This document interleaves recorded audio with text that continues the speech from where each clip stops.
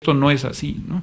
Y hasta la fecha hay ciertos países que mantienen una cercanía grande con la teocracia, marcadamente los países islámicos, que sin embargo no tienen mucho escrúpulo a la hora de mantener la pena de muerte. Y digo que las grandes religiones, por lo menos las tres grandes religiones del libro, parecerían proscribir ipso facto la pena de muerte, porque la pena de muerte es evidentemente contraria a el brillo pleno y absoluto del principio de dignidad humana, que por lo demás está ya establecido en nuestra Constitución, párrafo quinto del artículo primero de la Constitución General de la República, y en consecuencia no tendría ni siquiera que estar expresamente proscrita la pena de muerte, porque si entendemos que todos los seres humanos, por el hecho de ser, dice André Comte Sponville, hijos de hombre y de mujer, tenemos exactamente la misma dignidad, la igualdad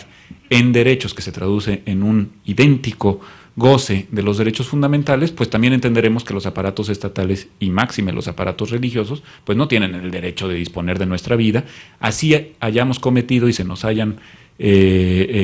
comprobado la comisión de los delitos más atroces. Bueno, esto que puede ser discutido desde una perspectiva de contrato social, excesivamente contractualista, en el entendido de que quien abuse y atente contra el contrato social quizá merecería ser completamente excluido de la vida social, incluso a través del expediente de la pena de muerte, pues no puede ser discutido desde el punto de vista de la dignidad humana, porque repele absolutamente pensar que hay gente que es menos digna de estar viva que otra y que esa determinación le corresponde a los aparatos estatales o teocráticos. Pero volviendo al siglo XVI y al siglo XVII, pues lo cierto es que la pena de muerte campeaba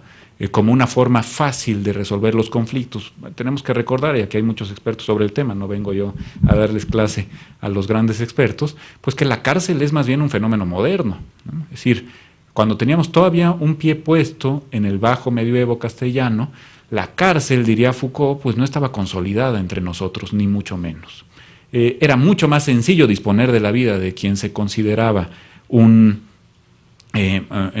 criminal que había atentado contra la vida social, contra la vida comunitaria, contra la comunidad cristiana, cabía decir por aquel entonces, quien se alejaba además de la moral generalmente defendida y establecida, que recluirlo en establecimientos creados al efecto. Por eso las penas de galeras eran tan comunes, pues lo más fácil era subir a un tipo a un barco, si había cometido un delito, ponerlo a remar hasta que se muriera de tanto remar. Lo mismo ocurría con las penas de garrote vil, lo mismo ocurría con la horca y el cuchillo. Es mucho más sencillo eso, pero en términos políticos representa menor utilidad. Este es el gran descubrimiento de Foucault.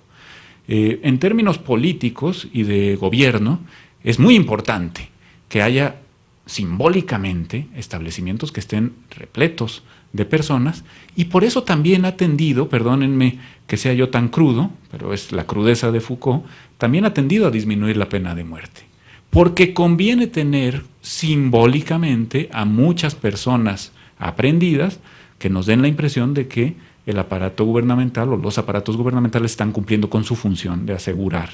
de garantizar, de tutelar la seguridad pública. Y evidentemente, pues esa impresión no se nos da ante los cadáveres de quienes han sido ejecutados, y mucho menos ante los galeotes que pues terminarán su vida en el océano y nadie se enterará de cómo fueron castigados. Por lo tanto, la cárcel empieza a cumplir una función más importante incluso que la de la pena de muerte. No es casual que un símbolo, dirían los psicoanalistas, tan fálico como el de la horca con la que se acompañaban los grandes sitios señoriales de la Castilla del Bajo Medioevo, no haya tenido prácticamente aplicación entre nosotros en la Nueva España, ni entiendo en la América Meridional. Es decir, hay muy pocos. También es cierto que había muy pocos señoríos y había muy pocas estructuras feudales, pero hay muy pocos ejemplos de este símbolo del poder punitivo del aparato público, que es la horca a la entrada de las villas y señoríos, de las villas y lugares de señorío, para ser más precisos. No, aquí lo que hay es, desde tiempos relativamente tempranos, cárceles. Cárceles de la Inquisición, una figura moderna. Tenemos la creencia bastante inexacta, me corregirá el doctor Ortiz aquí presente, de que el Santo Oficio es una institución medieval. Bueno, pues puede ser que haya surgido en el medioevo en sus rasgos, pero sus rasgos son los típicos de un tribunal propio del Estado moderno. es punitivo, es de justicia hegemónica, se trata de incoarle un procedimiento a un pobre tipo que no sabe frecuentemente ni de qué se le acusa, tampoco tiene acceso a una defensa efectiva, tiene que adivinar qué mal cometió, ¿no? Tiene que literalmente ante el tormento pronunciarse por aquello que quieren oír los familiares de la Inquisición y los inquisidores, y al final de su vida, para su redención a través del fuego, que se decía entonces purificaba aunque matara, poder ingresar al reino de los cielos, habiendo sido quemado en leña verde, dato no menor, porque esto implicaba la imposibilidad de morir por asfixia, ¿no? La leña verde lo que implica es que uno se muere, pero del dolor que sientes en la espina dorsal cuando te llega la lumbre a los aparejos, nunca mejor dicho. Y purificado así, entrar, pues, reconciliado con el Creador al reino de los cielos. Incluso el tribunal les hacía ver que estaban recibiendo el favor de la vida eterna gracias a la pena de muerte, lo cual, pues, hoy por hoy,